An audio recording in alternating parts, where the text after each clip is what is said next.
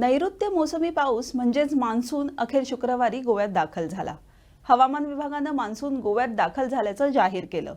पुढील 4 दिवस ढगाळ वातावरण राहणार असून मुसळधार पावसाचा अंदाज वर्तवण्यात आलाय।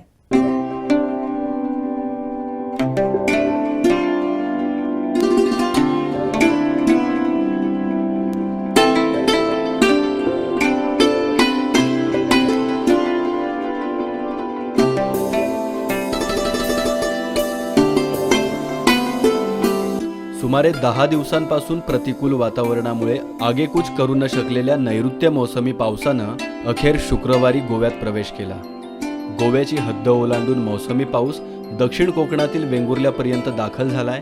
त्यामुळे गोवा आणि कोकण किनारपट्टीसह पश्चिम महाराष्ट्रातील काही भागात 2 ते 4 दिवस मुसळधार पावसाची शक्यता हवामान विभागाकडून वर्तविण्यात आली आहे। मोसमी पावसानं यंदा सर्वसाधारण वेळेच्या 2 दिवस आधीच म्हणजे 29 मे रोजी केरळमधून भारतात प्रवेश केला होता। या काळात अरबी समुद्रातून मोठ्या प्रमाणात बाष्प येत असल्यानं आठवड्याच्या कालावधीतच मोसमी पावसाचा गोव्यात प्रवेश होण्याचा अंदाज वर्तविण्यात आला होता। मात्र वाऱ्यांचा वेग कमी होऊन मोसमी पावसाच्या प्रवासात अडथळा निर्माण झाला। 31 मे रोजी कर्नाटकच्या कारवारपर्यंत आणि गोव्यापासून काही अंतरावर मोसमी पाऊस पोहोचला, मात्र त्यानंतर त्याची कोणतीही प्रगती झाली नव्हती। अरबी समुद्राच्या बाजूने मोसमी पावसाचा प्रवास गेल्या 9 ते 10 दिवसांपासून थांबलेला होता। मात्र आता पोषक वातावरण तयार झाल्यामुळे मान्सूननं आगेकूच केली आहे। या संदर्भात गोवा हवामान विभागाचे शास्त्रज्ञ राहुल यांनी सविस्तर माहिती दिली आहे। दिन यानी कि 10th जून को south west monsoon has advanced into entire Goa, यानी कि पूरे जो गोवा स्टेट है उसको मानसून करंट्स ने कवर किया है। और पूरे गोवा के साथ साथ some parts of south Maharashtra यानी कि साउथ कोंकण के कुछ रीजन में भी आज के दिन मानसून पहुँचे हैं।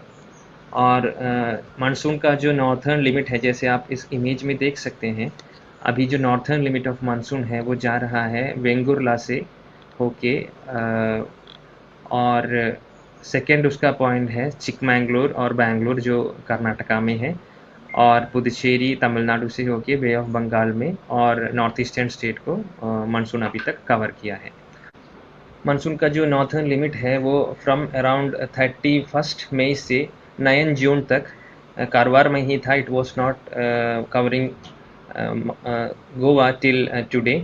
ऑलमोस्ट फॉर अराउंड 10 डेज वो कारवार में ही रुका था ऑन द वेस्टर्न कोस्ट। और अगर हम पिछले 20 साल के डाटा उठा के देखेंगे तो we can see that longer than this, or the only occasion when monsoon's northern limit remained at Karwar more than 10 days was in the year 2007। और उस साल में ये मानसून का नॉर्थर्न लिमिट कारवार में ही रहा फॉर अप्रॉक्सीमेटली 15 डेज, और इस बार ये रहा 10 डेज बिफोर कमिंग टू और further proceeding to Goa's coast. और आज का दिन IMD का ऑफिशियल फोरकास्ट है कि आने वाले 48 आवर्स में some parts of south Maharashtra और Karnataka, remaining parts of Tamil Nadu, कुछ पार्ट्स ऑफ आंध्र प्रदेश और बे ऑफ बंगाल के कुछ पार्ट भी आने वाले 48 आवर्स में मानसून कवर कर सकता है।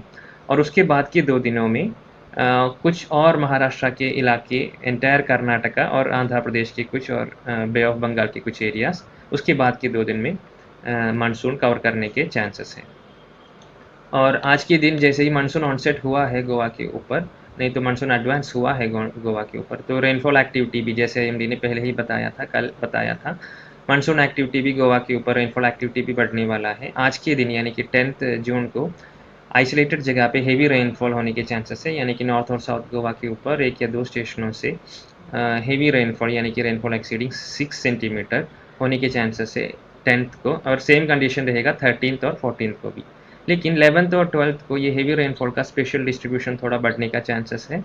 और उसके साथ ही वेरी हेवी रेनफॉल यानी कि रेनफॉल एक्सीडिंग 11 सेंटीमीटर, 12 सेंटीमीटर से 20 सेंटीमीटर तक के रेनफॉल को वेरी हेवी रेनफॉल बोलते हैं।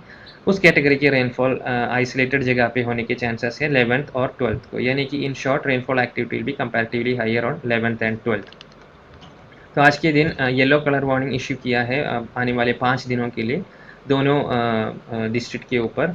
और रेनफॉल जो है मोस्टली जब इंटेंस रेनफॉल एक्टिविटी होता है तो इंटेंस स्पेल्स भी रेनफॉल के साथ हो सकते हैं और उसके साथ ही विंड स्पीड भी अप्रॉक्सीमेटली अराउंड 40 kmph तक गस्टिंग का एक्टिव फेसेस ऑफ मानसून में होने के चांसेस हैं और उसके ही साथ जब रेनफॉल एक्टिविटी ज़्यादा हो और ये परसिस्ट रहते हैं 2 या 3 दिन तो there are some impacts that also could be associated with the increased rainfall activity.